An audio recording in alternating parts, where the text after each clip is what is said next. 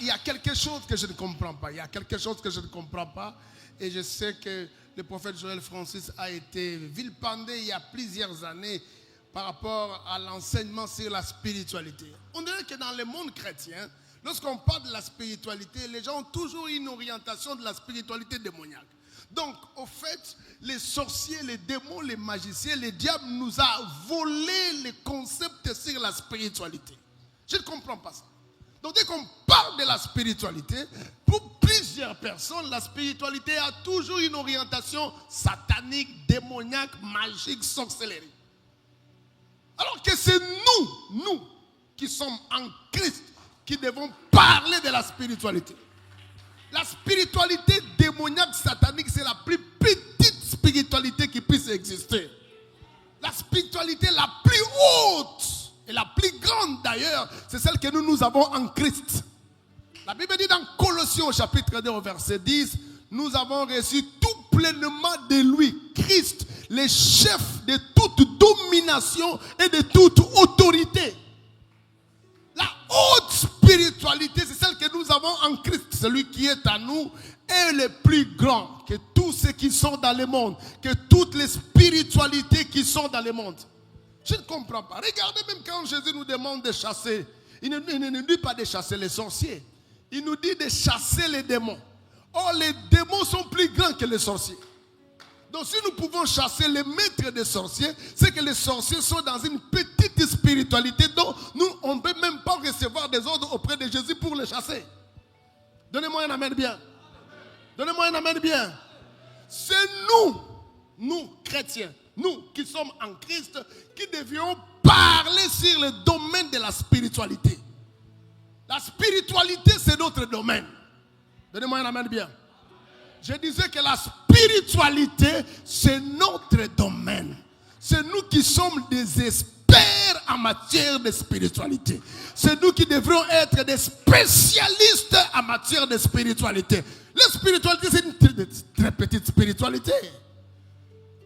Un jour, il y avait un diacre qui, à cause de son talent, de sa flamme d'évangélisation, était allé évangéliser où? À Samarie. Et son nom c'est Philippe. On a commencé à l'appeler évangéliste Philippe. Il a commencé, bien aimé, à accomplir des miracles à telle enseigne qu'il y avait un magicien là-bas qu'on l'appelait Simon le magicien. Il était étonné de voir Simon accomplir des miracles qui n'avaient pas sa dimension. Et du coup, il est devenu disciple d'un diacre. À cause de la dimension des miracles qu'il voyait. Donnez-moi un amen bien. Nous sommes les maîtres de leurs maîtres. Donnez-moi un amen bien. Si nous n'enseignons pas sur la spiritualité, les gens seront tentés d'aller apprendre sur la spiritualité auprès des féticheurs, auprès des sorciers et auprès des magiciens. C'est la raison pour laquelle nous devons parler de la spiritualité en Christ. Parce que nous, en Christ, nous n'avons pas seulement reçu la restauration, nous n'avons pas seulement reçu le pardon du péché, nous n'avons pas seulement reçu le parler en langue. Nous avons aussi accès à la plus haute spiritualité qui puisse exister. Donnez-moi un amen bien. Donnez-moi un amen bien. Et tellement que c'est un domaine où les gens ont peur d'en parler, ont peur d'enseigner. Et nous sommes devenus ignorants par rapport au domaine de la spiritualité. Et vous savez, l'ignorance, c'est un danger. La Bible dit dans Osée chapitre 4, verset 6, mon peuple périt par leur peuple. Mon peuple à moi périt par manque de connaissances. Et c'est un verset que vous connaissez. Mais je vais aller encore très loin. Dieu dit ceci, puisque tu as rejeté la connaissance, je te rejetterai du sacerdoce. Ça c'est grave. Donc Dieu est capable de rejeter quelqu'un qui l'a choisi simplement parce que la personne a rejeté la connaissance. Et nous avons l'impression comme si l'église actuelle a rejeté le domaine de la spiritualité. Et le fait de rejeter le domaine de la spiritualité, nous risquons voir Dieu nous rejeter aussi du sacerdoce. La faiblesse qu'on remarque dans l'église actuelle, l'absence de miracles, l'absence de puissance, l'absence de gloire qu'on remarque dans l'église actuelle parce que l'église semble avoir rejeté le domaine de la spiritualité. Laissez-moi vous parler de quelque chose avant que je puisse évoluer. Parce que je parlerai aujourd'hui. Il y a une différence entre la spiritualité et la religiosité. Beaucoup sont des religieux, mais ils n'ont aucune spiritualité. Beaucoup sont des religieux, mais ils ne sont pas des personnes incarnant une certaine spiritualité. Oh, je viens à l'église, je chante à la chorale, je suis ancien,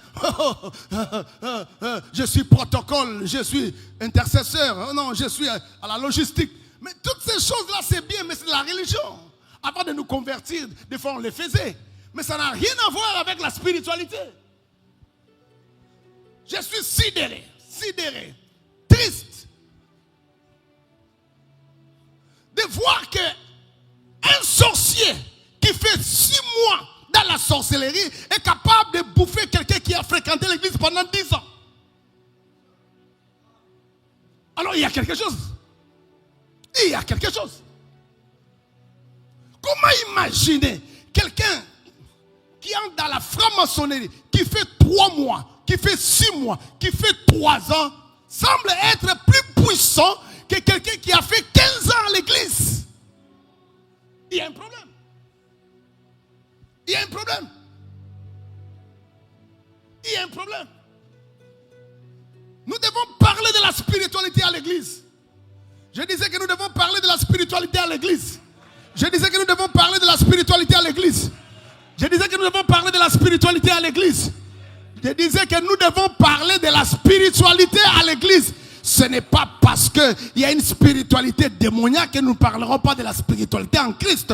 Ce n'est pas parce qu'il y a une spiritualité magique que nous ne parlerons pas de la spiritualité à l'église. Ce n'est pas parce qu'il y a une spiritualité sorcellerie que nous ne parlerons pas de la spiritualité à l'église. Le Dieu que nous prions est esprit. Il lui-même a dit dans Jean 4 au verset 23 à 24, il faut que Dieu soit adoré en esprit et en vérité. Pourquoi? Parce que Dieu est esprit. Et il faut que ceux qui l'adorent en esprit et en vérité. C'est-à-dire que si ce n'est pas en esprit, c'est que ce n'est pas la vérité. Si ce n'est pas en esprit, c'est que ce n'est pas la vérité. Alléluia. J'aimerais dire à une personne, l'heure est arrivée où tu dois augmenter ta dose de spiritualité. Tu dois augmenter ta puissance de spiritualité. Bien-aimé, tu n'as pas le même niveau qu'un sorcier. Tu n'as pas le même niveau qu'un magicien. Tu n'as pas le même niveau qu'un rosicrucien. Toi, tu es dans la haute spiritualité. Donne-moi un amen bien.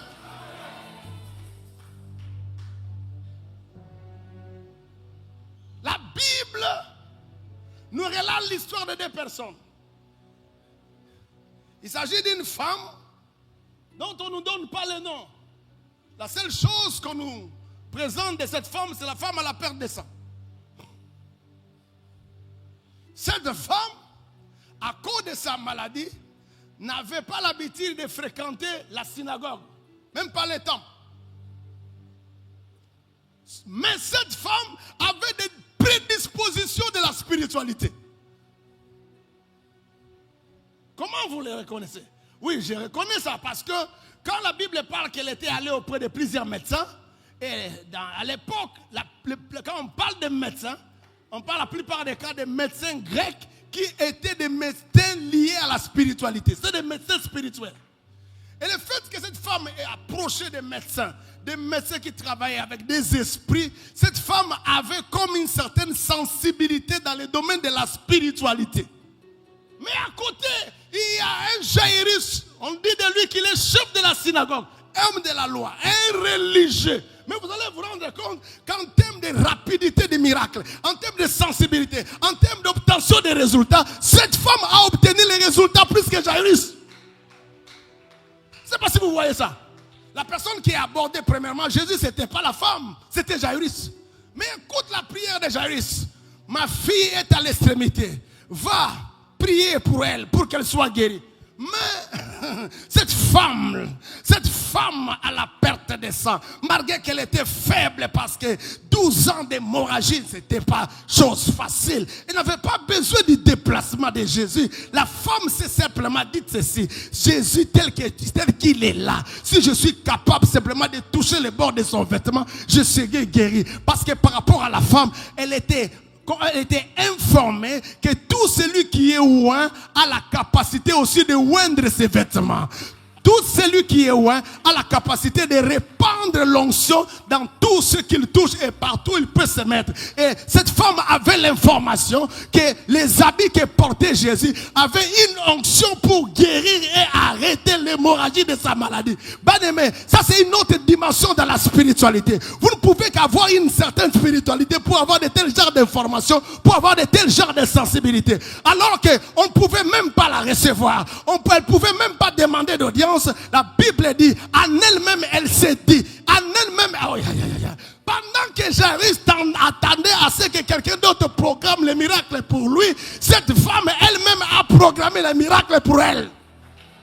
Quand tu atteins une certaine dimension de spiritualité, personne ne programme un miracle pour toi. C'est toi-même qui programme le miracle pendant que Jésus est présent. Et ce soir, n'attends pas que quelqu'un programme un miracle pour toi. Toi-même, tu peux programmer ta guérison aujourd'hui. Tu peux programmer ta guérison aujourd'hui. Tu peux programmer ton miracle aujourd'hui. Tu peux programmer ta délivrance aujourd'hui. Et si tu le crois, donne-moi un amen bien.